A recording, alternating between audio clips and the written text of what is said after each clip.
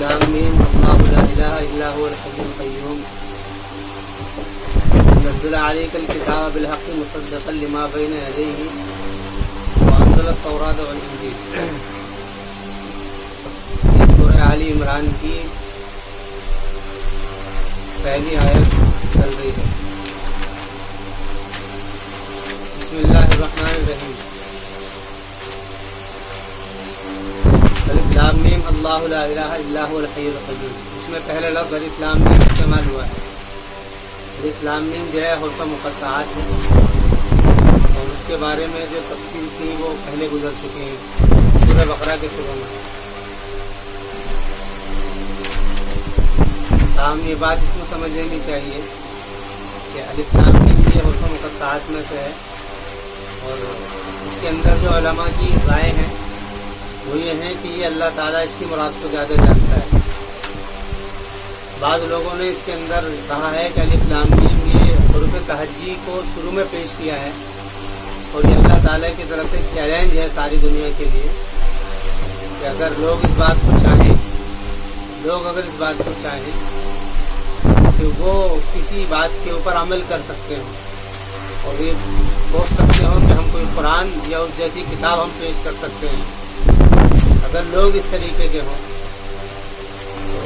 تو ان کو چیلنج یہ قرآن دے رہا ہے کہ اس جیسا تم کوئی کتاب یا اس جیسا کوئی کلام پیش کرو۔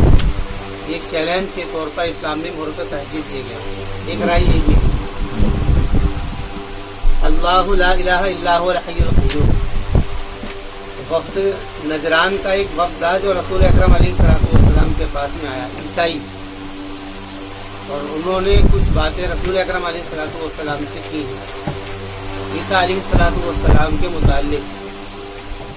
تو اس کے پس منظر میں یہ آیات اتری۔ اس کا شان نزول یہ واقعہ ہے۔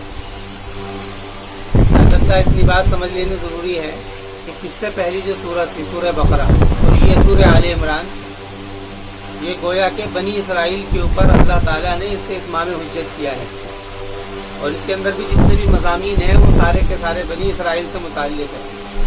لیکن فرق دونوں صورتوں میں یہ ہے کہ پہلی سورہ کے اندر یہود زیر بحث تھے اور اس کے اندر نصارہ زیر بحث ہوں گے۔ جو کلام کا جو اکثر حصہ ہے وہ نصرانیوں سے متعلق ہوگا اس سورہ کے اندر، اور سورہ بقرہ کے اندر کلام کا اکثر حصہ وہ یہود سے متعلق تھا۔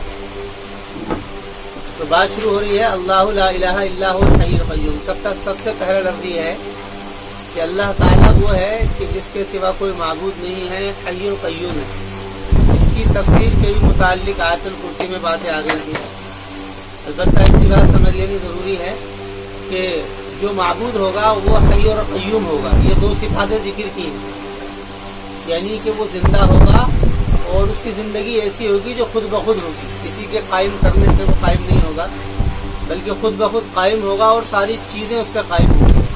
اللہ لا الہ الا هو الحی القیوم۔ آگے ہے لا تأخذہ، آگے ہے نزل علیک الکتاب بالحق، کہ اس نے نازل کی ہے آپ کے اوپر کتاب کو، یعنی قرآن کریم کو حق کے ساتھ میں۔ حق کہتے ہیں واقعے کے مطابق ہونا، کسی چیز کا واقعے کے مطابق ہونا، اس کو حق کہتے ہیں۔ واقعے کے مطابق کا مطلب یہ ہے کہ بارش ہو رہی ہے، اگر حقیقتاً بارش ہو رہی ہے اور یہ کلام کہا ہے تو یہ سمجھ لو کلام واقعے کے مطابق ہو گیا۔ مطلب کیا ہے، ریئلٹی ہے بات کے اندر۔ اور اگر کلام واقعے کے مطابق نہ ہو تو اس کو حق نہیں کہا جاتا۔ نزل علیک الکتاب بالحق، اس نے نازل کی ہے تمہارے اوپر کتاب کو حق کے ساتھ میں، مصدقا لما بین یدیہ، تو تصدیق کرنے والی ہے اس چیز کی جو کہ آگے ہے۔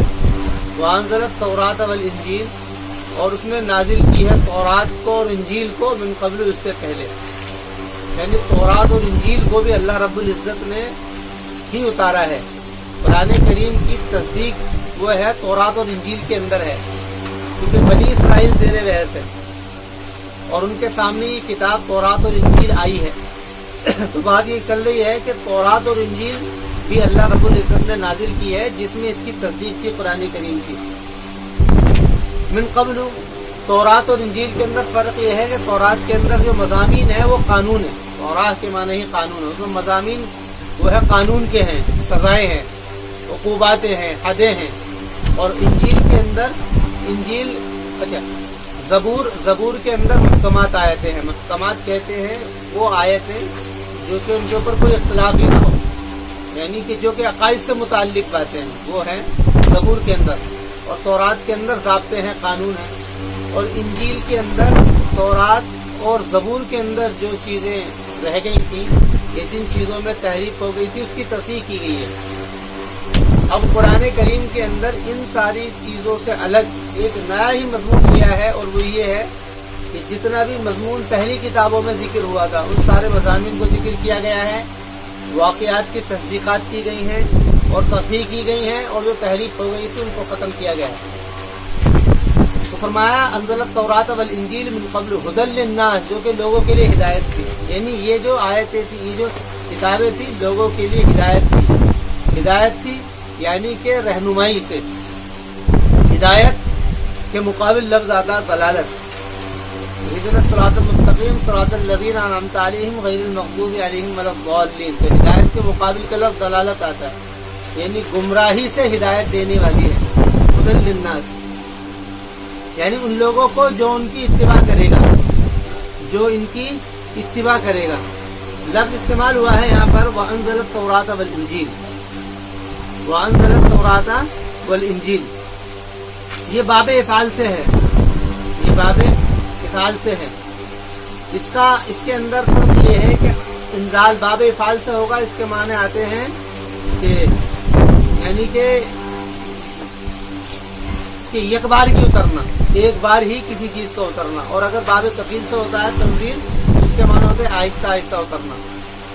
ایک بار کی اترنا، یہ اس کا قرآن کریم کا نزول جو ہے 2 مرتبہ ہوا ہے. ایک مرتبہ آسمان دنیا پر ہوا ہے ایک بار میں، اور دوسری مرتبہ حضرت جبرائیل علیہ الصلوۃ والسلام اللہ کے حکم سے حضرت نبی اکرم علیہ الصلوۃ والسلام کے پاس میں مضامین لے کر کے آئے ہیں.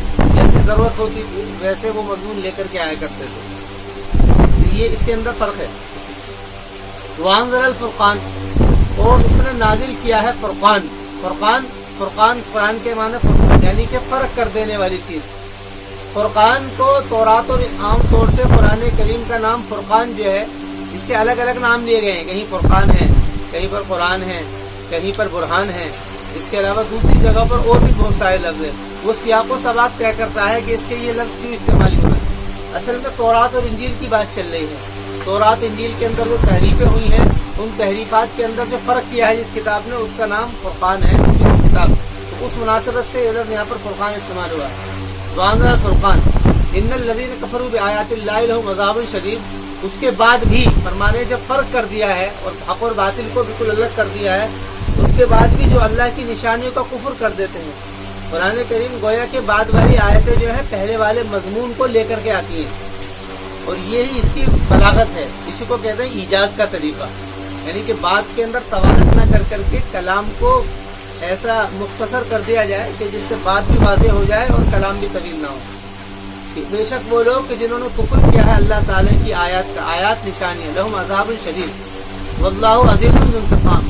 اور اللہ تعالیٰ زبردست، یعنی وہ اپنے حکموں کے اندر کوئی نقص نہیں ہے اس کے. اللہ عزیز ذو انتقام یعنی جو بھی حکم دے گا اس کے اندر کوئی مطلب اس میں کوئی نقص نہیں ہوگا. اور ذو انتقام ہے، انتقام بدلہ لینے والا ہے. یعنی کہ اگر کسی نے اس کے حکموں کی مخالفت کی تو پھر وہ بدلہ لے گا. ان اللہ لا یخفی علیہ شیء فی الارض ولا فی السماء، کہ اللہ کے اوپر کوئی چیز مخفی نہیں ہے زمین میں اور نہ ہی آسمان میں. یعنی ساری کی ساری چیزیں اسی کے علم میں ہیں. وہ الذی یصورکم فی الارحام کیف یشاء، کہ وہی ہے کہ جو کہ تصویر بناتا ہے ارحام میں جیسی چاہتا ہے. ارحام ماں کے پیٹ. صور یصور تصویر کے معنی آتے ہیں صورتیں بنانا، کہ وہ صورتیں بناتا ہے جیسی چاہتا ہے. یعنی کہ کسی کو مذکر بنانا ہے، مؤنث بنانا ہے، کالا گورا ناک نقشہ کیا ہے، یہ ساری چیزیں اسی کے اندر آ جاتی ہیں. تصویر. لا الہ الا هو العزیز الحکیم، اس کے سوا کوئی معبود نہیں ہے، وہی زبردست حکمت والا ہے جو فیصلے لیتا اس میں کوئی نقص نہیں ہوتا ہے. حکیم جو کام کرتا ہے اس میں نقص نہیں ہے، جو فیصلے لیتا اس میں نقص نہیں ہے. حکیم. وہ الذی انزل علیک الکتاب منہ آیات محکمات. اب قرآن کریم کی چونکہ قرآن کریم کو پیش کیا گیا ہے تورات اور انجیل کے مقابل میں، قرآن کریم کو پیش کیا گیا ہے تورات اور انجیل کے مقابل میں، تو اس لیے قرآن کریم کی کچھ تعریف ہو رہی ہے۔ تعریف ایسے ہو رہی ہے وہ الذی انزل علیک الکتاب، کہ وہ ذات ہے جس نے آپ کے اوپر کتاب نازل کی ہے، منہ آیات محکمات، اس میں بعض آیتیں وہ ہیں جو کہ محکم ہیں اور بعض آیتیں ہیں متشابہ۔ یہاں پر محکم متشابہ کے مقابل میں استعمال ہوا ہے۔ متشابہ اور محکم کے اندر فرق کیا ہے؟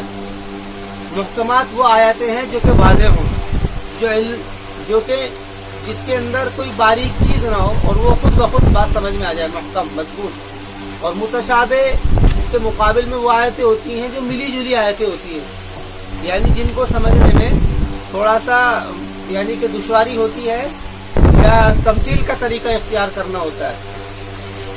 محکمات وہ آیتیں ہیں جو کہ ساری قرآن کریم کے عقائد اور احکامات، جتنی بھی آیتیں ہیں وہ ساری محکم آیتیں ہیں، اللہ کے متعلق فرشتے ہیں، یہ ساری چیزیں، اور اس کے علاوہ جو احکامات ہیں یہ ساری محکم آیتیں ہیں۔ متشابہ وہ آیتیں ہیں جسے قرآن کریم نے تمثیل دی ہے۔ تمثیل مطلب جنت کی تمثیل دی ہے کہ جنت کیسی ہے۔ اللہ تعالیٰ نے ہر چیز کی تمثیل دی ہے، یعنی فرشتوں کی تمثیل دی ہے، قرآن کریم کی تمثیل دی ہے، یا اللہ رب العزت کی ذات سے متعلق جو آیتیں ہیں کہ وہ مدد کرتا ہے یا وہ رہنمائی کرتا ہے، یہ ساری آیتیں وہ آیتیں ہیں جو کہ متشابہ ہیں، مطلب جن کو عقل کے دائرے کے اندر جو باتیں نہیں ہیں، انسان کی عقل کے دائرے ہیں، ان دائرے کے اندر بات کو لانے کے لیے تمثیل کا طریقہ اختیار ہوتا ہے۔ اس کی مثال ایسے سمجھو کہ ایک آدمی کسی علاقے کے اندر گیا اور وہاں اس نے ایک جانور دیکھا کہ جس کی شکل جو تھی وہ گھوڑے کی طرح تھی اور بدن اس کا ہاتھی کی طرح تھا، موٹا، اور قد اس کا وہ اونٹ کی طرح تھا۔ تو وہ جب آئے گا اور آ کر کے بتائے گا تو کہے گا کہ میں نے فلاں ملک میں گیا تو میں نے وہاں پر ایک جانور دیکھا، یہ ایسا جانور یہاں پر ہے ہی نہیں۔ پوچھیں گے کیسا؟ کہ اس کا جو منہ تھا وہ گھوڑے کی طرح تھا اور بدن اس کا ہاتھی کی طرح موٹا تھا اور قد اس کا اونٹ کی طرح تھا۔ گویا کہ اس کی گردن جو تھی بہت لمبی گردن تھی، جیسے کہ بگلے کی گردن ہوتی ہے، اس طریقے کی اس کی لمبی گردن تھی، اور کان اس کے ایسے تھے جیسے کہ بکری کے ہوتے ہیں، لمبے لمبے کان۔ یہ گویا کہ تمثیل کا طریقہ اختیار کیا جا رہا ہے، کیونکہ اس جیسی کوئی چیز یہاں پر نہیں ہے، اس لیے تمثیل کا طریقہ اختیار کیا جا رہا ہے۔ بات کو قرین قیاس کرنے کے لیے یا عقل کے قریب کرنے کے لیے یہ طریقہ اختیار کیا جاتا ہے۔ ہم لوگ بھی اپنی زبان میں ایسے ہی کوئی بات جب بولتے ہیں جس کو لوگ جانتے نہیں ہیں، یہی طریقے اختیار کرتے ہیں۔ تو اللہ رب العزت نے جنت اور جہنم کے مناظر کو تمثیلی طریقے سے اختیار کیا، اس طریقے سے کہ نار اللہ الموقدہ، کہ وہ آیت ایسی ہوگی جو کہ جلانے والی ہوگی، التی تطلع علی الافئدہ، کہ وہ آگ ایسی ہوگی جو دلوں کے اوپر مطلع ہوگی۔ اور دوسری آیتوں میں ہے ان جہنم کانت مرصادا للطاغین مآبا لابثین فیہا احقابا، کہ لوگ اس میں زمانے تک رہیں گے، یعنی وہی طریقہ تمثیل۔ اس کو لوگوں نے جہنم کو دیکھا نہیں ہے، جنت کو دیکھا نہیں ہے، اللہ کے عذاب کو دیکھا نہیں ہے، جو طریقہ تمثیل ذکر کیا جاتا ہے کہ گویا کہ وہ ایسا ہوگا جیسے کہ تیل کی تلچھٹ ہوتی ہے۔ تیل کی تلچھٹ ایسے ہوتی ہے کہ اس کو آدمی کھاتا نہیں ہے، اور وہ جب وہ گرم ہوتی ہے تو گرم کی شدت اس کی دیر تک رہتی ہے۔ تو یہ جو طریقے استعمال کیے گئے یہ سارے متشابہات ہیں۔ اب اس کے اندر یہ عقل دوڑانا کہ بھئی ایسی کیا چیز ہوگی، ایسی کون سی ہے، یہ تو ساری ہماری دنیا کے سامنے ہے۔ یہ اللہ رب العزت نے ایک ایسے جہان کا ذکر کیا ہے کہ مرنے کے بعد میں ایک اور جہان ہوگا۔ تو لوگوں نے کہا کہ بھئی کیسے ہوگا، اس لیے مثال دی ہے کہ کیا تم جو کچھ نہیں تھے ہم نے تم کو وجود بخشا، اور پھر تمہارے مرنے کے بعد میں کیا ہم قادر نہیں۔ تو یہ تمثیل کا جو طریقہ اختیار کیا ہے، یہ ساری متشابہات وہ آیتیں ہیں جو انسان کی عقل کے دائرے سے باہر ہیں۔ تو یہ دو ہی آیتیں ہیں، محکم جو عقل میں آ جاتی ہے، متشابہ جو عقل کے دائرے سے باہر ہوتی ہے، لیکن ایسا نہیں ہے کہ وہ حقیقت نہیں ہے۔ جو باتیں عقل میں نہیں ہے وہ ایسا نہیں ہے کہ حقیقت نہ ہو۔ تو آیات محکمات، تو فرما رہے ہن ام الکتاب، یہ جو محکم آیتیں ہیں یہی کتاب کی امہات ہیں۔ امہات سے مراد یہ ہے کہ مین جو کتاب ہے، مین جو آیات ہیں وہ یہی ہیں، ام الکتاب جو کہ محکم آیتیں ہیں، ام الکتاب۔ وہ اخر متشابہات، اور دوسری اس میں متشابہات آیتیں ہیں۔ متشابہات یہ ایک جیسی ملی جلی ہے، وہ اخر متشابہات، اور دوسری اس میں متشابہ ہے، یعنی جس کے معنی کو کوئی نہیں سمجھتا ہے اس سے مراد بعض لوگوں نے جیسے کہ الف لام میم وغیرہ شروع کے اندر حروف مقطعات ہیں، ان کا بھی ذکر کیا ہے، یا اور جو چیزیں اور بھی بہت ساری آیتیں ہیں جو کہ عقل کے دائرے میں نہیں آتی ہیں، وہ ساری متشابہ آیتیں ہیں۔ اب اس کے بارے میں فرما رہے فَأَمَّا الَّذِينَ فِي قُلُوبِهِمْ زَيْغٌ، بے شک وہ لوگ کہ جن کے دلوں میں زیغ کہتے ہیں یعنی کہ جھکنے کو، جن کے دل میں جھکاؤ ہے، جھکاؤ سے مراد یہ ہے کہ وہ اعتدال پر نہیں ہے۔ ایک ہوتا ہے طریقہ اعتدال کا طریقہ مطلب یہ ہوتا ہے کہ انسان اپنے دائرے کو سمجھتا ہے اور پھر بات کرتا ہے، انسان اپنے عقل کے دائرے کو سمجھتا ہے، نظروں کے دائرے کو سمجھتا ہے، ان سارے دائروں کو سمجھ کر کے اس دائرے کے اندر بات کرتا ہے، وہ اعتدال کے اوپر ہے۔ اور جو ان دائرے کے باہر بات کر رہا ہے اس کے دل میں زیغ ہے، یعنی اس کے دل میں جھکاؤ ہے، ٹیڑھ ہے، تنگی کی طرف یا فساد کی طرف۔ اما الذین فی قلوبہم زیغ فیتبعون ما تشابہ منہ ابتغاء الفتنۃ وابتغاء تاویلہ، تو وہ دل کے دلوں میں ٹیڑھ ہے۔ اب دنیا کے اندر قرآن کریم نے اس آیت سے یہ بات فیصلہ کر دیا ہے، اب دنیا کے اندر جتنے بھی حق سے ہٹانے کے جو بھی طریقے اختیار کیے جائیں گے اس کی دو ہی صورتیں ہوں گی، اور اگر پوری دنیا کے باطل کا مطالعہ کرو تو یہی دو صورتیں ہیں۔ پہلی صورت تو کیا ہے؟ پہلی صورت تو یہ ہے کہ فتنہ پھیلانے کی کوشش کی جائے گی۔ فتنہ فتنے سے مراد جو واقعات ہیں ان کو لیا جائے گا، یا جو احکامات ہیں ان کو لیا جائے گا، اور ان کے اندر اشکالات کیے جائیں گے، اعتراضات کیے جائیں گے کہ ایسا کیوں ہے، یہ ایسا کیوں ہے، یہ ایسا کیوں ہے، ان کے اوپر اعتراضات، اس کو کہتے ہیں یعنی کہ متشابہات میں لگنا۔ جو متشابہات آیتیں ہیں جو عقل کے دائرے سے باہر ہے اس کے اوپر اشکال ہوں گے کہ اللہ کی ذات کون ہے، دکھائی کیوں نہیں دیتا، کیسا ہے وہ، یہ قانون کیوں ہے، یہ ضابطہ کیوں ہے، یہ ایسا کیوں ہے، یہ کیوں جو ہوگا، یہ کیوں کا جو ہے یہ متشابہ یعنی وہ جو عقل کے دائرے سے باہر ہے ان کے اندر لگا جائے گا۔ دوسرا طریقہ جو ہوگا وہ فساد کا ہوگا، فساد پھیلانے کی کوشش کی جائے گی، کسی بھی راہ حق کو لے کر کے اس کے اندر فساد کی کوشش کی جائے گی، فساد پھیلانے کی، لوگوں کو اس سے بزدن کیا جائے گا۔ بزدن کرنے کا مطلب کیا ہوگا؟ فساد پھیلایا جائے گا تاکہ لوگ اس سے بزدن ہوں، جیسا کہ آج کل ہو رہا ہے، یا ہر دور کے اندر ایسا ہی ہوا ہے، ہر دور کے اندر ایسا ہی ہوا ہے۔ لوگ اعتراض کرتے تھے کہ یہ نبی کیسا ہے، یہ نبی اگر ہوتا تو یہ تو کھاتا پیتا ہے، تو یہ کیا ہے؟ فساد کی کوششیں ہیں، یہ فساد کی کوششیں ہیں۔ اور متشابہات وہ آیتیں ہیں جو کہ بات کی گئی ہیں کہ اللہ تعالیٰ تو وہ ہے کہ جس کی کہ وہ ایسا کیسے خالق ہو سکتا ہے، وہ مالک کیسے ہو سکتا ہے۔ تو یہ جتنی بھی باتیں کی گئی ہیں یہ ساری باتیں، اور یہ متشابہات، تو میں عرض کر رہا تھا کہ اب جتنا بھی حق سے ہٹانے کی کوشش کی جائیں گی اس کے دو ہی طریقے ہوں گے، یا تو فتنے کی کوشش کی جائے گی، فتنہ پھیلانے کی کوشش کی جائے گی، یا پھر متشابہات آیت کے پیچھے لگ کر کے لوگوں کو گمراہ کیا جائے گا۔ تو قرآن کریم نے دونوں چیزوں کو یہاں پر زیر بحث لے لیا ہے۔ تو بات کیا کی ہے؟ بات یہ کی ہے فَأَمَّا الَّذِينَ فِي قُلُوبِهِمْ زَيْغٌ، کہ جن کے دلوں میں، یعنی کہ اس کے معنی کجی بھی کیے گئے، لیکن اس کا لفظی معنی ہے جھکاؤ، کہ جس کے دل میں جھکاؤ ہوگا۔ اب جھکاؤ کس کی طرف ہوگا؟ ظاہر ہے کہ جھکاؤ یہاں پر کس کی طرف ہوگا؟ گمراہی کی طرف۔ فِي قُلُوبِهِمْ زَيْغٌ فَيَتَّبِعُونَ مَا تَشَابَهَ، تو وہ کیا کریں گے؟ سب سے پہلے متشابہ آیت کی اتباع کریں گے، متشابہ یعنی انہی لوگوں کے پیچھے پڑیں گے تاکہ لوگوں کے ذہنوں کو خراب کیا جائے۔ وَأَمَّا الَّذِينَ فِي قُلُوبِهِمْ زَيْغٌ فَيَتَّبِعُونَ مَا تَشَابَهَ مِنْهُ ابْتِغَاءَ الْفِتْنَةِ، اور ان کا ارادہ کیا ہوگا؟ ان کا ارادہ یہ ہوگا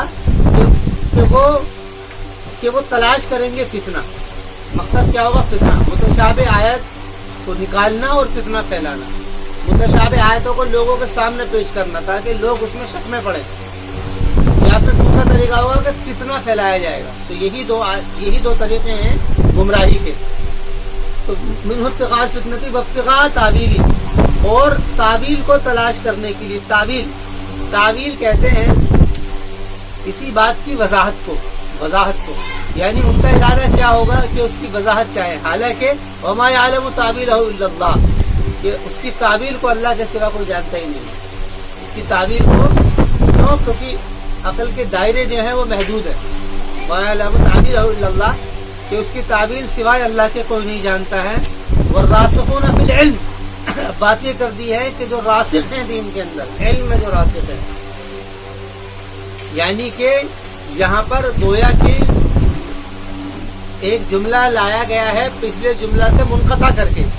بات یہ کہے گی کہ جو راسخین فی العلم ہیں، یعنی کہ کسی بھی بات کی تعویل کے لیے علم کے لیے ضروری ہوتا ہے علم، لیکن جو لوگ اہل علم ہوں گے وہ لوگ بھی راسخون فی العلم، وہ کہیں گے یقولون آمنا بھی، وہ کہتے ہیں کہ ہم تو ایمان لے آئے. کیوں؟ کیونکہ وہ آیتیں وہ ہوں گی جو کہ ماننے سے متعلق ہوں گی، مان لیا گیا. یقولون آمنا بھی، وہ کہیں گے کل من عند ربنا، کہ ہر ایک ہمارے رب کی طرف سے. اس بات کو کہیں گے کل من عند ربنا، کہ ہر ایک ہمارے رب کی طرف سے ہے. وما یذکروا، یہ وہی ہے باب افتعال کا، یتذکروا مدغم ہے. الا اولو الالباب، سوائے عقل والے، لب والے، یعنی جن کے اندر ذہانت ہوگی، جن کے اندر ذہانت ہوگی، اسی کے بارے میں فرمائے. اور نہیں حاصل کرتے ہیں، نہیں نصیحت حاصل کرتے ہیں سوائے ذہانت والے، یعنی جو بات کو سمجھتے ہیں، جو اس بات کو سمجھتے ہیں کہ ہمارے عقل کے دائرے محدود ہیں، وہ اس کے علاوہ کوئی بھی ان باتوں کو نہیں سمجھتے. وما یذکر الا اولو الالباب. آگے ذکر ہے ربنا لا تزغ قلوبنا بعد إذ هديتنا وهب لنا من لدنك رحمة. اور تو اور وہ اپنی دعاؤں کے اندر ان الفاظ کو ہمیشہ رکھتے ہیں، اور وہ کہتے ہیں ربنا لا تزغ قلوبنا بعد إذ هديتنا. وہ اس بات کو کرتے ہیں ربنا لا تزغ قلوبنا بعد إذ هديتنا، ربنا لا تزغ قلوبنا بعد إذ هديتنا، ہمارے رب مت زیغ مت، یعنی کہ اس کے معنی وہی ہے جھکاؤ، کہ مت جھکاؤ کر تو ہمارے دل کا بعد ہدایتنا، بعد اس کے کہ تو نے ہم کو ہدایت دے دی ہے. یعنی جب تو نے ہم کو ہدایت دے دی ہے تو ہمارے دل کے اندر کوئی ایسا جھکاؤ پیدا نہ ہو جو گمراہی کی طرف ہم کو لے کر کے جائے. وہب لنا من لدنک رحمہ، اور تو ہم کو ہدیہ کر دے. وہبا یبو ہبۃ، ہدیہ کرنا، اور ہدیہ کر دے تو ہم کو اپنی طرف سے. انکا انت الوہاب، عربی میں دو لفظ استعمال ہوتے ہیں، لدن، لدیہ اور عندہ. دونوں کے معنی ایک ہی ہیں، لیکن فرق یہ ہے جب ذات میں سے کچھ دیا جاتا ہے، ذات میں سے کچھ دیا جاتا ہے تو لدن کا استعمال ہوتا ہے، اور جب ملکیت میں سے کچھ دیا جاتا ہے تو اس کے لیے عندہ کا لفظ ہوتا ہے. مثال سمجھو، بات یہ کہ اپنے پاس سے، یعنی اپنی ذات میں سے. اور اگر یہ ہوتا کہ عندہ ہوتا تو مطلب یہ ہوتا کہ جو تیری مخلوق ہے رحمت، اس کو ہمیں دے. لدن گویا کہ یہ یہ یعنی کہ قریب الالتجا ہے، دعا کے زیادہ قریب ہے، اور عاجزی کے اور مانگنے کے زیادہ قریب ہے لدن کا لفظ. تو وہب لنا من لدنک رحمہ انک انت الوہاب، بے شک تو وہب ہدیہ کرنے والا ہے، بے شک تو ہدیہ کرنے والا ہے، یعنی کہ دینے والا ہے. ربنا انک جامع الناس لیوم لا ریب فیہ. یہ گویا کہ یہ دعا کہہ کر کے اس بات کا عقیدہ ظاہر کیا گیا ہے کہ جو لوگ ان باتوں کے اوپر، ان آیات کے اوپر یقین لائیں گے، ان کے ذہنوں کے اندر یہ بات راسخ ہے کہ قیامت کے دن ہمیں ساری باتوں کا ہمیں جواب مل جائے گا. گویا کہ وہ اپنی اس بات کا اقرار کرتے ہوئے اس کا اظہار کر رہے ہیں. اس کا اظہار ربنا انک جامع الناس کے، ہمارے رب کہ تو بے شک جمع کرنے والا ہے لوگوں کو ایسے دن میں کہ جس میں کوئی شک نہیں ہے. ریب اس کی بارے میں پہلے بات آ گئی ہے، لا ریب فیہ، کہ وہ قیامت کا دن ہے. اللہ لا یخلف المیعاد، بے شک اللہ تعالیٰ میعاد کی خلاف ورزی کرنے والا ہے. میعاد وعدہ ہی سے بنا ہے، میعاد المفعول کے وزن پر ہے. یہ اس میں ظرف کا صیغہ ہے. بے شک تو نہیں خلاف کرنے والا ہے وعدے کے وقت کی، یعنی جو تیرا وعدے کا وقت ہے. ان اللہ لا یخلف المیعاد، اس میں گویا کہ التفات ہے خطاب سے. پہلے بات چل رہی تھی، یہ بات پہلے تو خطاب چل رہا تھا، تو خطاب کے صیغے سے وہب لنا من لدنک انکا، ربنا انکا، خطاب کا. اب اس کے بعد میں اس سے التفات ہو گیا ہے خبر کے صیغے کی طرف. یہ اس کو التفات کہتے ہیں. یہ التفات یہ بھی بلاغت کا ایک پہلو ہے، یہ بلاغت کا پہلو ہے. گویا کہ یہ ہے کہ یہ جو بات، یہ جو عقیدہ ہے یہ ہمارا ہے کہ تو ہم کو ہدیہ دے گا اور تو اپنی طرف سے ہمیں رحمت دے گا اور تو ہی کیا ہے لوگوں کو جمع کرے گا. یہ ہمارا عقیدہ ہے. اور ریئلٹی حقیقت یہ ہے کہ تو وعدے کی خلاف نہیں کرتا ہے. یعنی گویا کہ یہ اپنے عقیدے کا اظہار ہے. جہاں پر خطاب کے صیغے آ رہے ہیں وہاں پر عقیدے کا اظہار ہے. یہ جو بات کہی گئی ہے ان اللہ لا یخلف المیعاد، جو خبر کے صیغے سے بات کی گئی ہے، یہ گویا کہ حقیقت کا اظہار ہے کہ حقیقت میں بات یہ ہے کہ یہ سارے کام ہوتے ہیں. اس لیے اسی کو کہا ہے کہ یہ التفات ہے خطاب کے صیغے سے. اور ان کے اندر جو دعا کی گئی ہے وہ امر الآخرت کا جو ذکر کیا گیا ہے، اس سے مراد بھی وہی ہے. گویا کہ یہ اپنے عقیدے کا اظہار ہے. یہ جو متشابہات آیتیں ہیں ان کے بارے میں جو سوالات ہیں ان سب کے جوابات سارے کے سارے اس دن ہو جائیں گے کہ جس دن کا ہمیں عقیدہ ہے. یہ گویا کہ اس کا اظہار ہے. اس میں ایک روایت ہے، عائشہ رضی اللہ تعالی عنہ فرماتی ہیں کہ رسول اکرم علیہ الصلوۃ والسلام نے آیت تلاوت کری، هو الذی انزل علیک الکتاب منہ آیات محکمات. تو اللہ کے رسول علیہ الصلوۃ والسلام نے ارشاد فرمایا جب تم دیکھو ان لوگوں کو جو کہ متشابہ آیتوں کے پیچھے پڑ رہے ہیں تو وہی وہ لوگ ہیں جن کو اللہ تعالیٰ نے نام دیا ہے. یا کس چیز کا؟ فی قلوبہم زیغ، جن کو انعام دیا ہے کہ یہ بھی لوگ ہیں. تو آپ نے فرمایا ایسے لوگوں سے بچنا. اور جو طبرانی ہیں انہوں نے بھی کتاب کبیر کے اندر، کتاب ہے کبیر کے نام سے، اس کے اندر انہوں نے روایت کی ہے. مالک اشعری سے مروی ہے، وہ فرماتے ہیں کہ انہوں نے رسول اکرم علیہ السلام کو ارشاد فرماتے ہوئے سنا کہ میں اپنی امت پر 3 چیزوں سے ڈرتا ہوں. اور فرمایا اور ذکر کیا انہوں نے اس بات پہ کہ ان کے اوپر کتاب کھل جائے اور پھر وہ اس کی تعویل کو لینے لگے، اور جو تعویل ہے اس کو وہ لوگ لینے لگے، حالانکہ اس کی تعویل اللہ کے سوا کوئی نہیں جانتا ہے. اور راسخین فی العلم کا بھی حال یہ ہے کہ وہ اس بات کو کہتے ہیں کہ بھئی یہ ساری کی ساری چیزیں اللہ تعالیٰ کی طرف سے ہیں. یعنی اگر تعویل کے بارے میں کچھ کہہ سکتے تھے تو راسخین فی العلم کہتے، لیکن ان کا بھی حال یہ ہے کہ وہ کہتے ہیں کہ سب اللہ تعالیٰ کی طرف سے ہیں. یہاں پر یہ جو مضمون آیا ہے اس میں یہ بات شروع میں آئی تھی کہ اس سورہ کے اندر بنی اسرائیل کے اوپر اتمام حجت ہے، اور خصوصاً نصرانیوں نے اور یہودیوں نے گویا کہ اپنی کتاب کے اندر تحریفات کی تھی.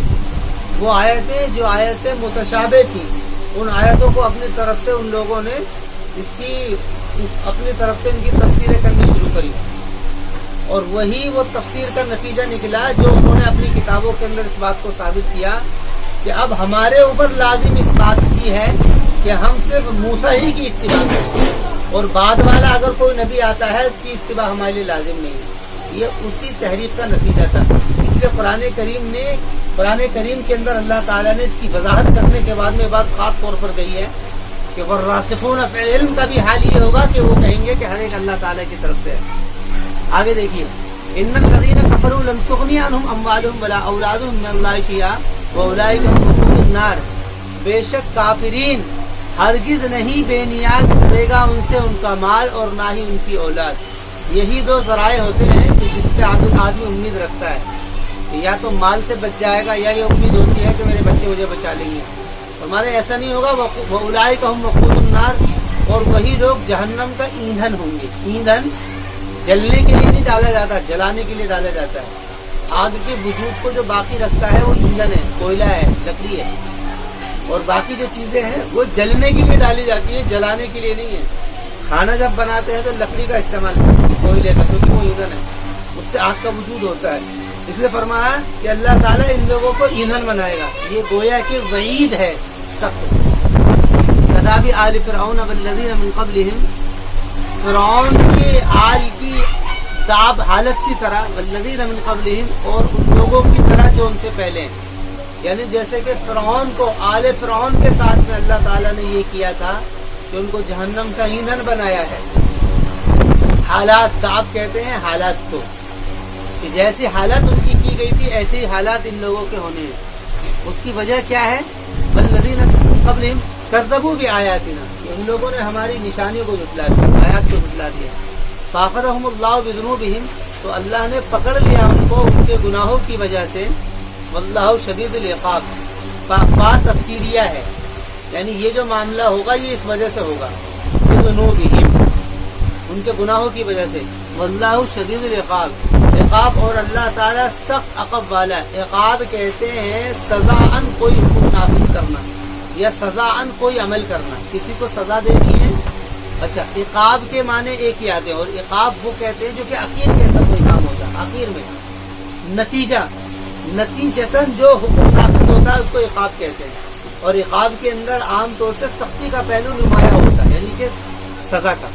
واللہ شدید العقاب، واللہ شدید العقاب، یہ اس کے بارے میں ہے کہ جب رسول اکرم علیہ الصلوۃ والسلام نے یہود کو اسلام لانے کا حکم دیا تھا، جب آپ بدر سے لوٹے تھے، تو انہوں نے کہا کہ بھئی تم اس بات سے دھوکے میں مت پڑنا کہ تم نے قریش کے ایک بہت بڑی جماعت کو تم نے قتل کیا ہے، کہ تم اس بات سے دھوکے میں مت پڑنا، بلکہ بات تو یہ ہے کہ وہ قتال کے اصول کو جانتے ہی نہیں تھے، جنگ و جہاد کے اصول کو وہ جانتے ہی تھے، اصل بات تو یہ ہے۔ تو قل الذین کفروا ستغلبون وتحشرون الی جہنم وبئس المہاد، تو آپ سے کہا گیا ہے کہ آپ ان سے کہیے، الذین کفروا، ان لوگوں سے کہیے کہ جنہوں نے کفر کیا ہے، ستغلبون، ان قریب تم کو غلبہ دے دیا، ستغلبون، ان قریب تم بھی غالب کر دیے جاؤ گے، یعنی کہ مغلوب کر دیے جاؤ گے، مطلب کہ تم کو بھی ایک دن تم کو بھی تباہ کر دیا جائے گا۔ ستغلبون وتحشرون الی جہنم، اور تم کو جمع کیا جائے گا، وتحشرون الی جہنم، جہنم کی طرف، وبئس المہاد، اور کیا ہی برا ٹھکانہ ہے۔ یہ بات شروع میں آئی تھی کہ اس آیت کے اندر بنی اسرائیل میں نصارہ زیر بحث ہے۔ یہ آیت کے شروع میں تمہیداً کلام چل رہا ہے، تمہید کہتے ہیں کسی مضمون کو جب پیش کرنا ہو اس سے پہلے ذہن سازی کی کچھ باتیں کر لی جائیں تاکہ ذہن اس کے لیے تیار ہو جائے۔ وتغلبون وتحشرون الی جہنم وبئس المہاد، مہاد گود کو کہتے ہیں، کیا ہی بری گود ہے، گویا کہ یہ رد ہے۔ قد کان لکم، کیونکہ ان کا خیال یہ تھا یہود کا کہ ہم تو وہاں پر مزے میں رہیں گے، جیسے کہ بچہ ماں کی گود میں ہوتا ہے ہمارے ساتھ جاتے ہیں، تو ان کو کہا گیا ہے کہ یہ بہت ہی بری گود ہوگی، یہود سے کہا جا رہا ہے تمہارا خیال اس کے لیے یہ ہے، لیکن تمہارا تو معاملہ وہاں پر یہ ہونا ہے۔ قد کان لکم آیۃ فی فئتین التقطا فئۃ تقاتل فی سبیل اللہ، تحقیق کہ ہے تمہارے لیے نشانیاں فی فئتین، ان دونوں جماعتوں میں، التقطا جو کہ ملے، یہاں سے اسی طرف اشارہ ہے غزوہ بدر کی طرف، یہود سے، کہ فئۃ تقاتل فی سبیل اللہ، کی ایک جماعت تو وہ تھی جو کہ قتال کر رہی تھی اللہ کے راستے میں، قتال فی سبیل اللہ، کہ جو کہ قتال کر رہی تھی اللہ کے راستے میں، یعنی کہ وہ اللہ کے رسول ان کے ساتھی تھے، وہ تقریباً 313 12 لوگ تھے، 313 اللہ کے رسول کو ملا کر کے، اور اس کی کہ بھئی 2 ہی گھوڑے تھے، کچھ ہی مطلب ساز و سامان بھی اتنا نہیں تھا۔ فرمایا اس کے بارے میں تمہارے لیے کیا ہے، نشانیاں ہیں۔ کیسے نشانیاں ہیں؟ کہ ایک جماعت تو وہ تھی جو قتال کر رہی تھی اللہ کے راستے میں، اور دوسری وہ اخرى کافرۃ، اور دوسری کیا تھی، یہ کافرہ تھی۔ یہ اخرى کافرہ کا عطف ہے پہلے والے جملے پر، یہ کلام کی طوالت سے بچنے کے لیے دوسرے والے جملے کو حذف کر دیا ہے۔ اگر اس کو کھولو تو پوری عبارت یوں ہوگی، فئۃ تقاتل فی سبیل اللہ واخری کافرۃ یقاتل فی سبیل الطاغوت۔ اس کو اگر کھولا جائے تو پوری عبارت ایسے بنے گی، ایک جماعت وہ تھی جو کہ اللہ کے راستے میں قتال کر رہی تھی، اور دوسری جماعت کافر کی تھی کہ جو کہ قتال کر رہی تھی طاغوت کے راستے میں۔ اللہ کے مقابل جب بھی لفظ آئے گا طاغوت آئے گا۔ اللہ وہ ذات جو کہ عبادت کے اور ماننے کے لائق ہو، اور طاغوت وہ جس کو مانا جائے اور عبادت کی جائے اور وہ اس کے لائق نہ ہو۔ وَأُخْرَى كَافِرَةٌ يَرَوْنَهُمْ، وہ بھی جماعت کافر، یعنی جو کہ قتال کر رہی تھی طاغوت کے راستے میں۔ بات کیا ہے؟ يَرَوْنَهُمْ، کہ ان لوگوں نے دیکھا ہے، يَرَوْنَهُمْ تَرَوْنَهُمْ، دونوں ہی اس میں قراءتیں ہیں۔ يَرَوْنَهُمْ مِثْلَيْهِمْ رَأْيَ الْعَيْنِ، کہ اسی کے مثل رائے العین، یعنی اسی کے مثل دیکھ رہی تھی، مطلب جتنی جماعت وہ صحابہ کی تھی اسی کے بقدر ان کو اور بھی نظر آ رہا تھا، اور بھی بہت سارے لوگ ہیں۔ رائے العین، عین دیکھنا، یعنی کہ وہ اپنی آنکھوں سے ایسے دیکھ رہے تھے گویا کہ بالکل جیسے کہ آدمی کوئی حقیقی چیز کو دیکھ رہا ہے۔ رائے العین، واللہ یؤید بنصرہ من یشاء، اور اللہ تعالیٰ تائید کرتا ہے اپنی مدد کی جس سے چاہتا ہے۔ بدر کے اندر کچھ لوگ ایسے بھی تھے جو کہ قیدی ہو کر کے آئے تھے، ان کو چھوڑ دیا گیا تھا، انہوں نے بھی اپنی آنکھوں سے دیکھا تھا، انہوں نے بھی کہا تھا، بتایا تھا کہ ہم نے اپنی آنکھوں سے دیکھا ہے۔ لیکن اس کے باوجود بھی آنکھوں سے دیکھ کر کے ماننے کے باوجود بھی ان لوگوں نے انکار کیا ہے. تو فرما رہے ہیں واللہ یؤید بنصرہ من یشاء، اور اللہ تعالیٰ تائید کرتا ہے اپنی مدد کی جس سے چاہتا ہے. نصر کا لفظ جہاں پر بھی قرآن کے اندر آئے گا، نصر کے معنی مدد کے ہیں، لیکن یہ لفظ جہاں پر بھی آئے گا یہ ان لوگوں کے لیے آئے گا، مدد کے لیے جو لوگ راہ حق میں جان و مال کی قربانی دے رہے ہیں. جو لوگ راہ حق میں فی سبیل اللہ میں جان و مال کی قربانی دے رہے ہیں، ان کی مدد کے لیے جب لفظ استعمال ہوگا تو اللہ تعالیٰ نصر کا لفظ استعمال کرتے ہیں. نصر، اب جہاں پر بھی نصر کا لفظ قرآن میں آتا ہے وہاں سے وہی مراد ہوتی ہے. نصر من اللہ و فتح قریب، اللہ کی مدد ہے. مطلب کیا ہے؟ ان سے بات ہو رہی ہے جو کہ راہ حق میں جان و مال کی قربانی دے رہے ہیں، ان سے کہا جا رہا ہے اللہ کی مدد، اللہ کی. یہ جو نصر کا لفظ ہے، رحمت جو ہے اس کو بھی یہ بھی ایک مدد کی تعبیر ہے، لیکن نصر کا لفظ جو ہے یہ خاص ہے ان لوگوں کے لیے جو کہ راہ حق میں جان و مال کی قربانی دے رہے ہیں.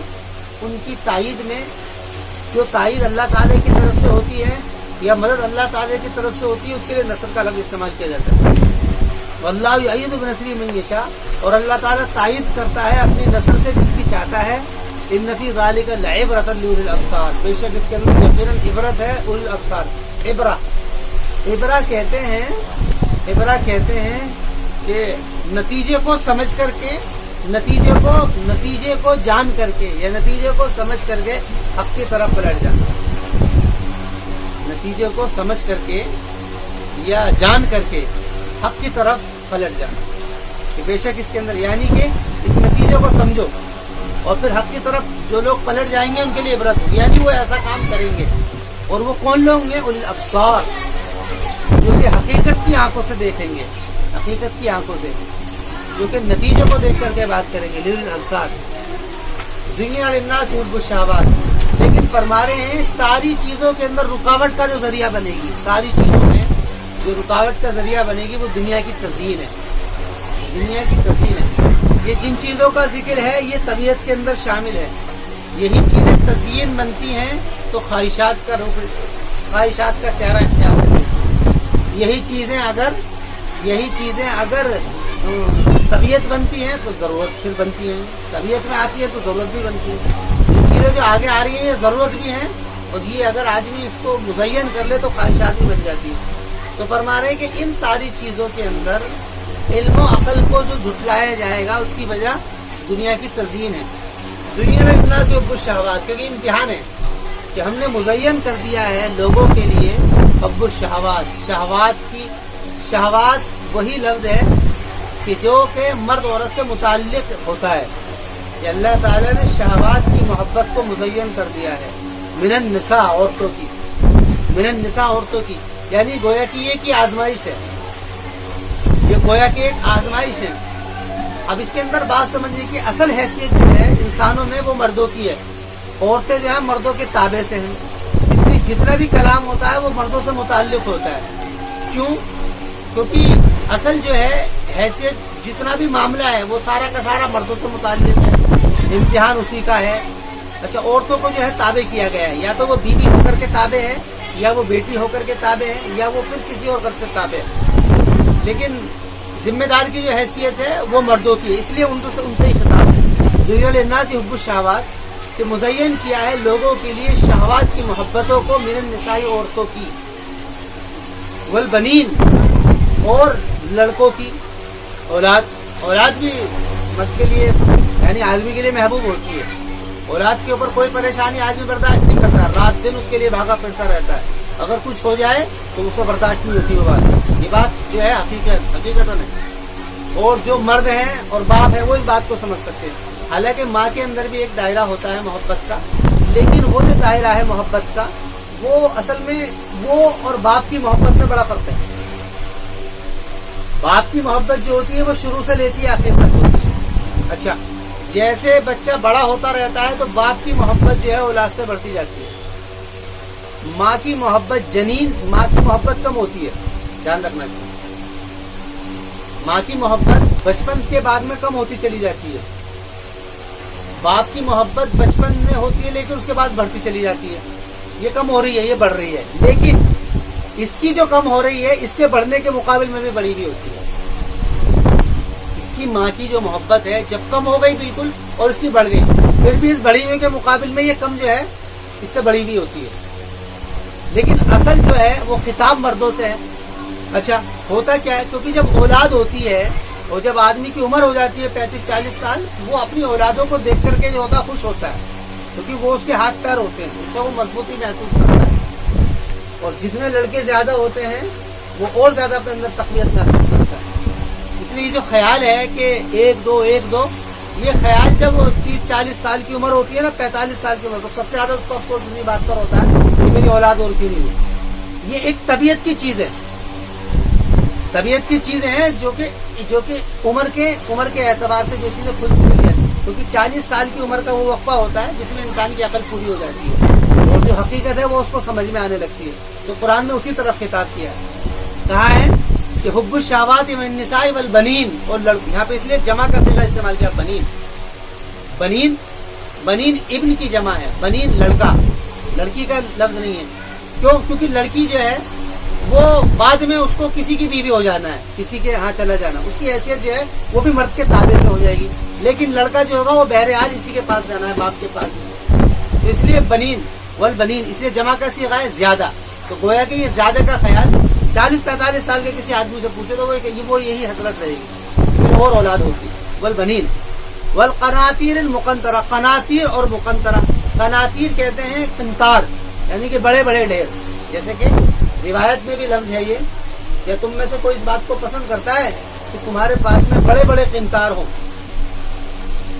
यानी सोने चांदी के, कौन नहीं पसंद करता है। यानी ये किंतार ये ढेर के लिए इस्तेमाल होता है, लेकिन वो ढेर जो कि सोने चांदी का हो उसके लिए लफ्ज किंतार का होता है। वल कनातीर मुकंतरा, अच्छा मुकंतरा क्या है? भरे हुए, ढेर भरे हुए। कोई चीजें ऐसी होती हैं, अच्छा कोई चीज वजनी होती है, कोई चीज कैली होती है।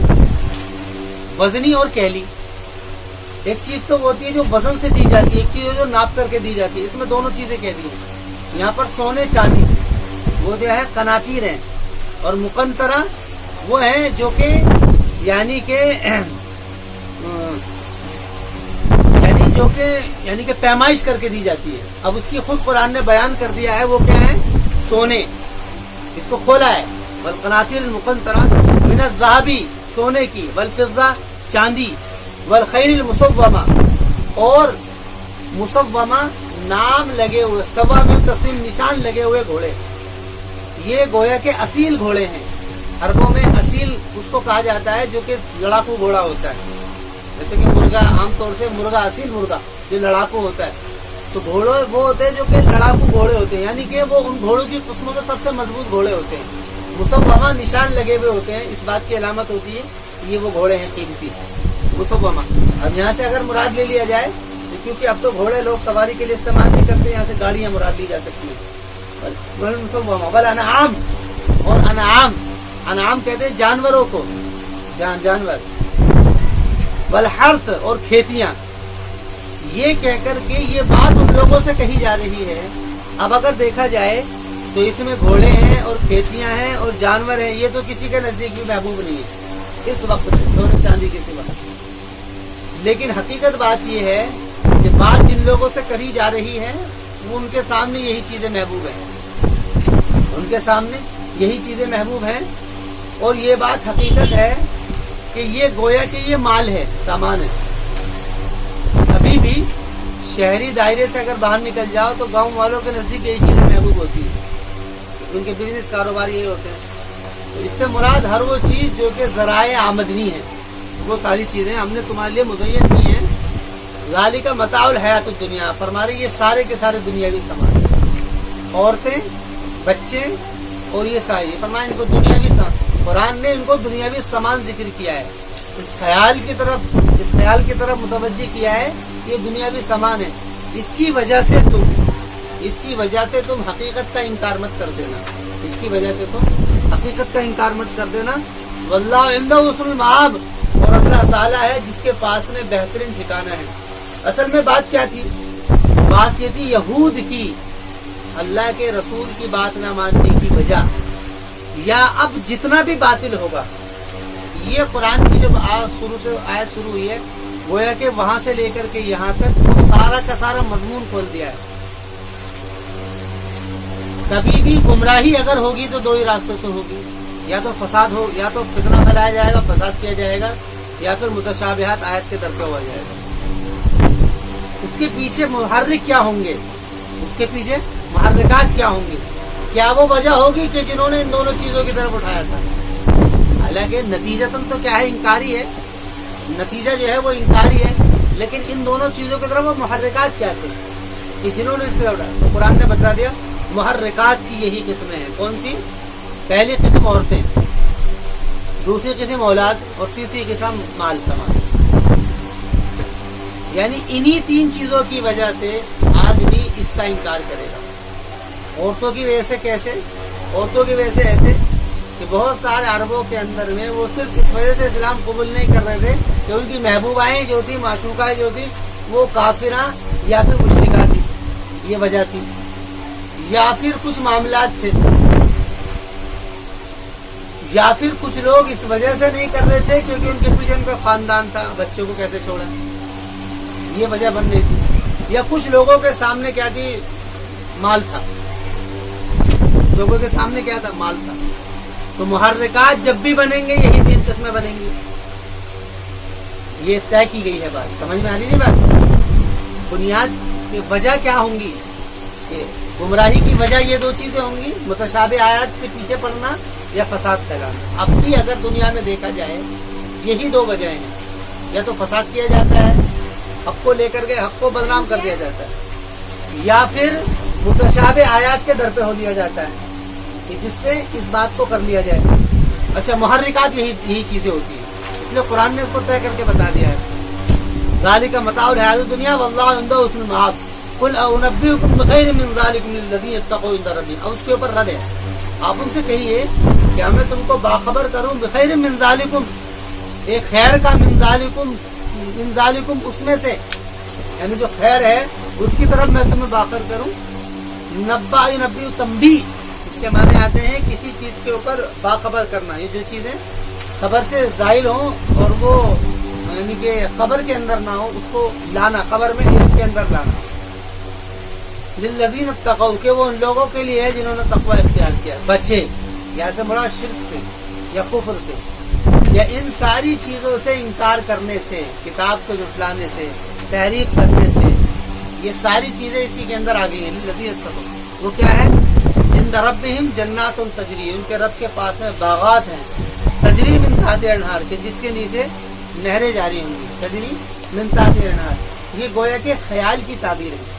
یہ خیال کیا ہے؟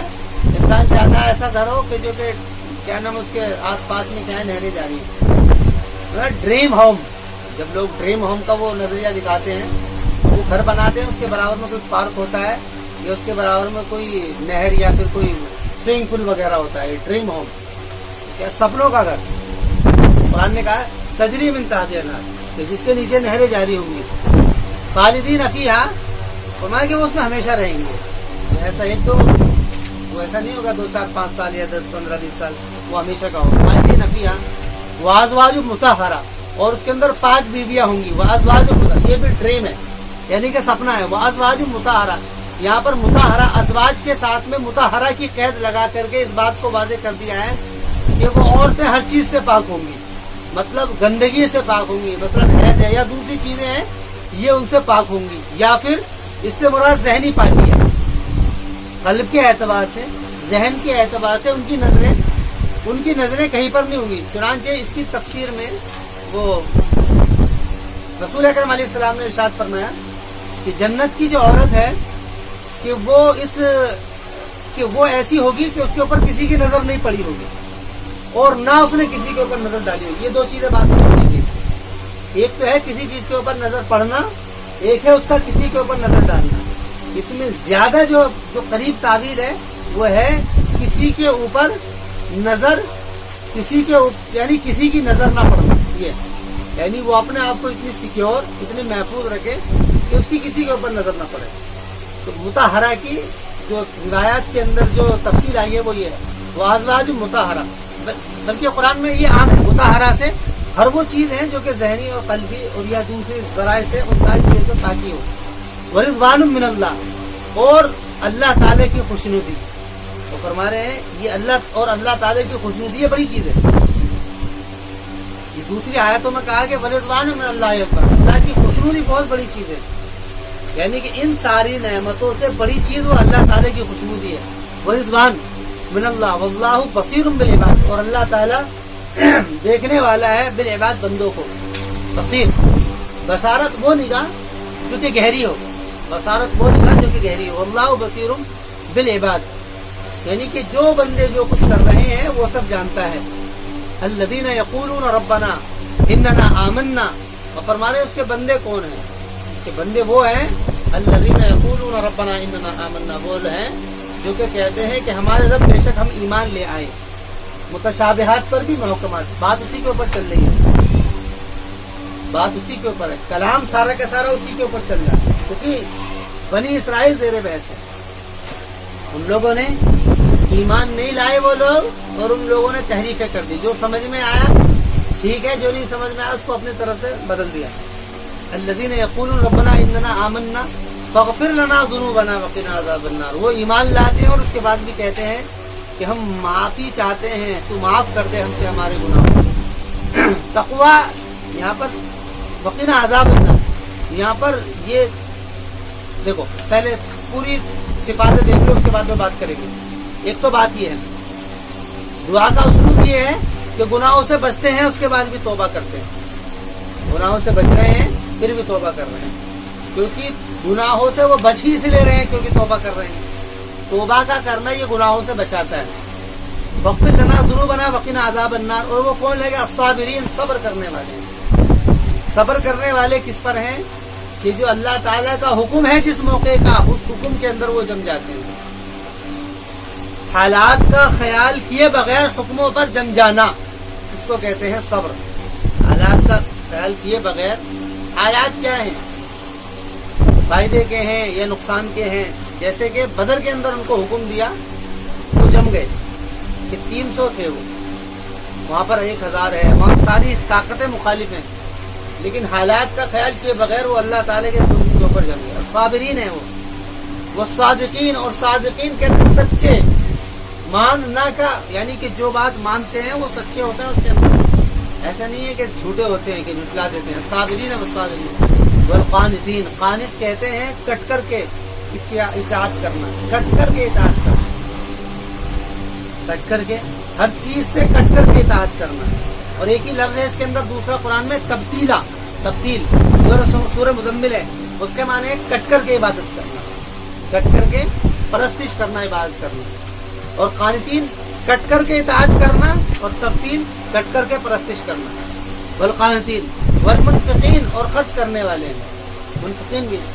والمستغفرین بالاسحار، اور استغفار کرنے والے ہیں اسحار، سحر صبح کے وقت میں. یہاں سے وہی وقت مراد ہے جو کہ تہجد کا وقت ہے، کیونکہ یہ ایسا وقت ہے کہ اس وقت میں اللہ تعالیٰ کی عنایت بندے کے زیادہ قریب ہوتی ہے دوسرے وقتوں میں. کیوں؟ کیونکہ وہ وقت سونے کا ہوتا ہے. اس وقت میں بندہ اپنی نیند کو توڑ کر کے اللہ کی عبادت میں لگتا ہے. گویا کہ اس نے اپنی محبوب چیز نیند کو توڑا ہے اللہ تعالیٰ کی خاطر. تو اللہ تعالیٰ کو اس وقت کی عبادت بہت زیادہ پسند ہے، اس لیے فرمایا ہے والمستغفرین بالاسحار، اور استغفار کرنے والے ہیں بالاسحار، صبح کے وقت. یہاں سے مراد وہی تہجد کا وقت ہے.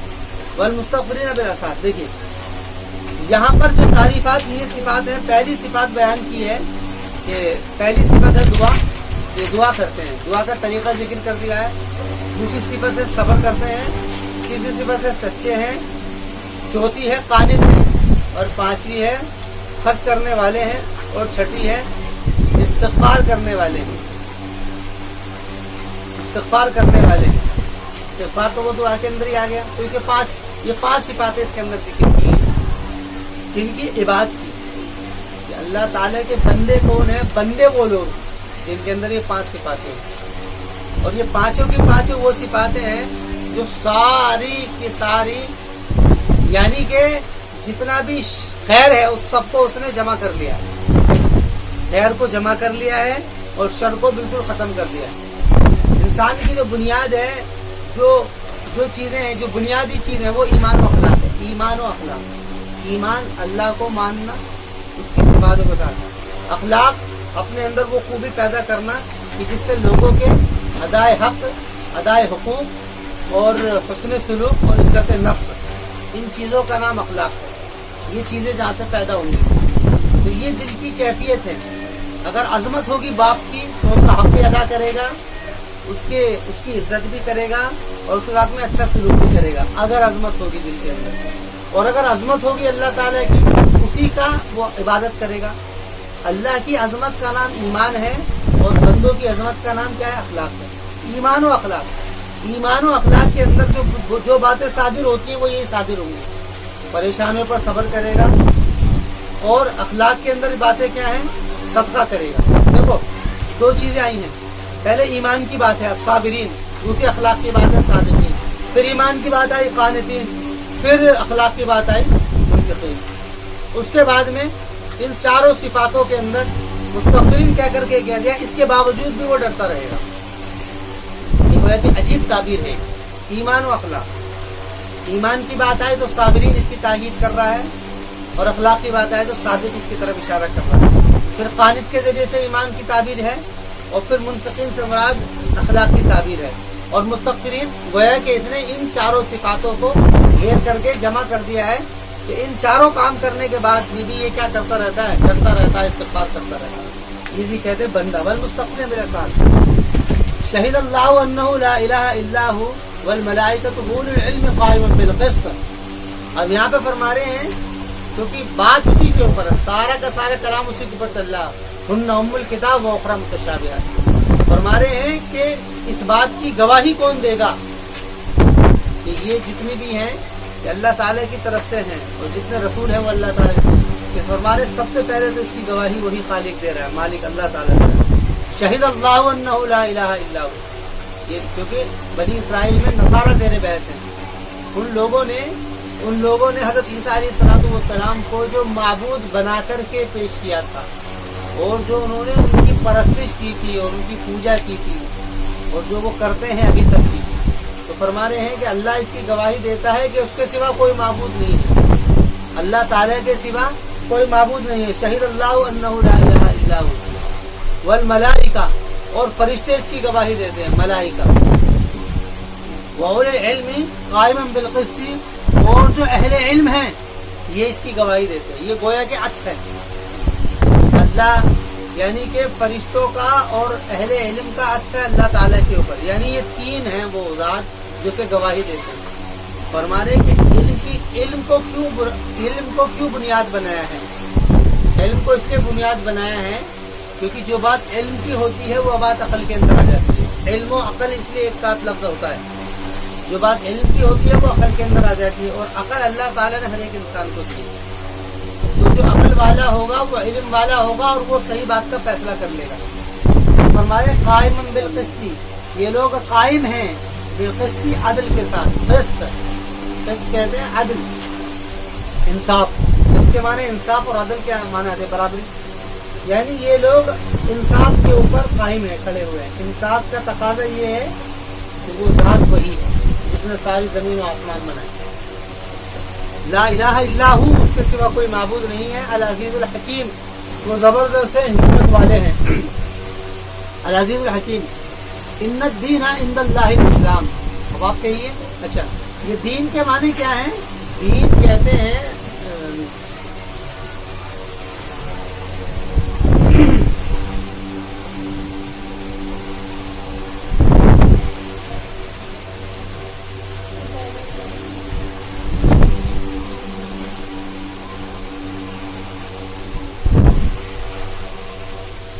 اچھا دین کے معنی آتے ہیں جزا کے، بدلے کے.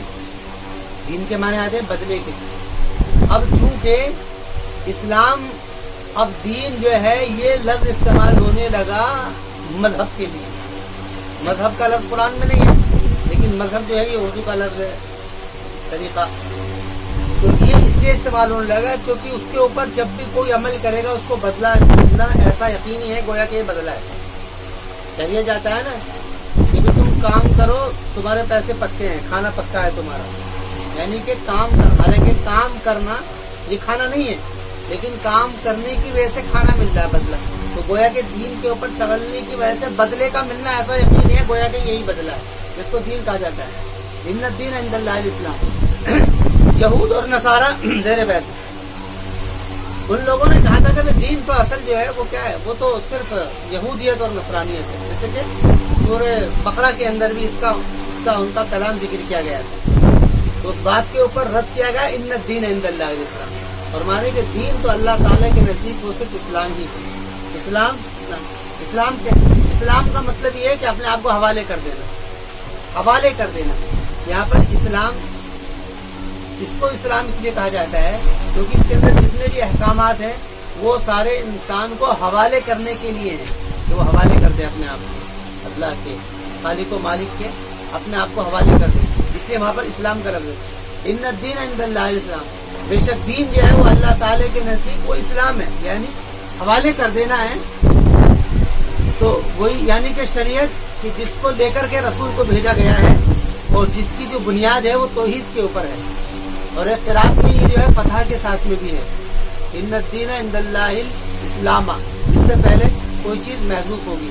ان الدین عند اللہ ان الاسلام, انا ہوگا تو اس طریقے سے بھی ہے, یا پھر یہ بدل بنے گا. ان الدین بے شک دین یعنی کہ وہ اسلام ہے, بدل اگر بنائیں اس کو, اسلامہ کو اگر منسوخ لائیں یا تو اس کو بدل بنائیں گے, انا اس سے پہلے محذوف مانیں گے. ایک قرات وہ بھی ہے اور ایک قرات یہ ہے.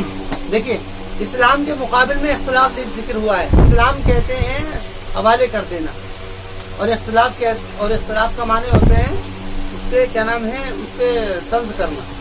حوالے کر دینا یعنی اپنے آپ کو بالکل اس کے حوالے کر دیا جائے, سرنڈر کر دیا جائے.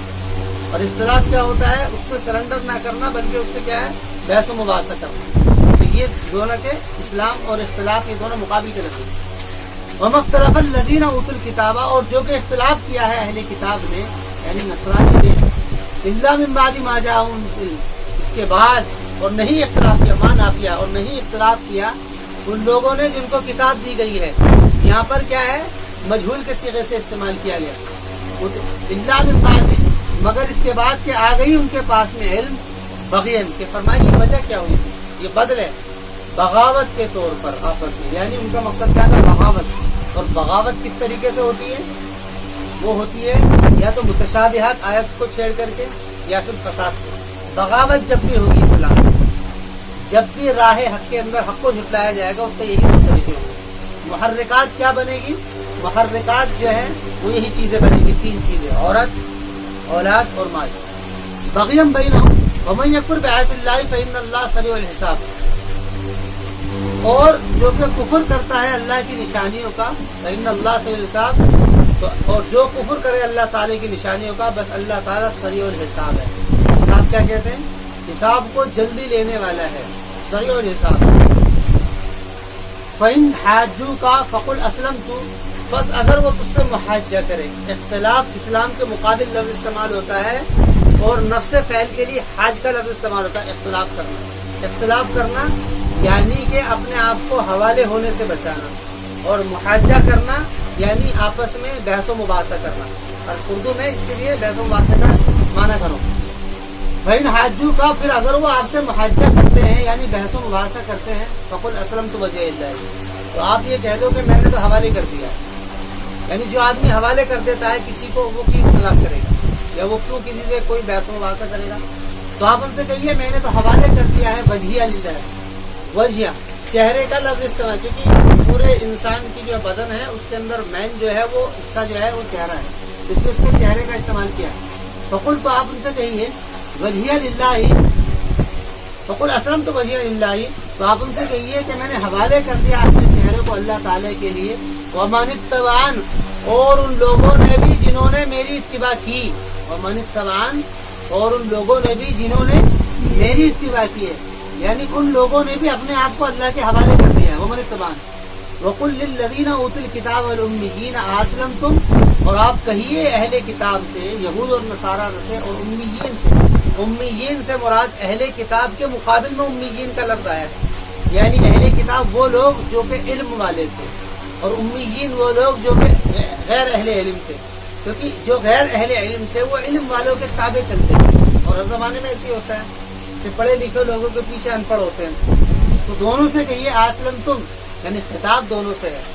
بات یہ نہیں ہے کہ تم پہلے پڑھے لکھوں کو سمجھاؤ پھر بعد میں ان کو پڑھے لکھوں کو اگر سمجھا دے وہ کچھ سمجھ جائیں گے. نہیں, ہر ایک سے خطاب ہوگا, ہر ایک کو بات کہی جائے گی, کیونکہ اسلام جو ہے وہ علم کے اوپر اس کا مدار نہیں ہے, وہ عقل کے اوپر مدار ہے, اس کا فطرت کے اوپر. جو فطرت انسان کے اندر ودیت کی گئی ہے, وہ فطرت جو ہے انسان کے اندر ودیت کی گئی ہے, وہ حق کو سمجھتا ہے, اس کے اوپر اسلام کا مدار ہے. توحید کا مدار ہی اسی کے اوپر. اس لیے بات دونوں سے کرو. کیا کہو اسلم تم فین اسلم, پھر اگر تم اسلام لے آئے فقد اہتدوا, تو تم ہدایت پر آ جاؤ گے. وَإِن تَوَلَّوْا, اور اگر تم پھرے واللہ یولی تولی, اس کے اندر جو ہے مفعول جو ہے محذوف ہوتا ہے. وَإِن تَوَلَّوْا مِنَ الْإِسْلَامِ, یا وَإِن تَوَلَّوْا الْإِسْلَامِ, اور اگر پھر گئے تم اسلام کو, یعنی کہ اسلام سے پھر جانا. وَإِن تَوَلَّوْا, اور اگر وہ پھر گئے فَإِنَّمَا عَلَيْكَ الْبَلَاغُ, تو صرف آپ کے اوپر تو پہنچانا ہے. یہ آپ کی اور ہر ایک مبلغ کی یہاں پر ذہن سازی کی گئی ہے. ذمہ داری صرف بات کے پہنچانے کی ہے, اڑنے کی نہیں ہے. بے بات پہنچا دو, ختم ہو گئی. واللہ بصیر بالعباد, اور اللہ تعالیٰ دیکھ رہا ہے بالعباد, بندوں کو, یعنی اللہ تعالیٰ بندوں کو دیکھ رہا ہے, اس طور پر دیکھ رہا ہے کہ ان کے ساتھ میں کیا معاملات کرنے ہیں. اللہ بصیر بالعباد, اور اللہ تعالیٰ دیکھ رہا ہے بالعباد, بندوں کو, کہ ان کے ساتھ میں اللہ تعالیٰ کیا معاملہ کرے.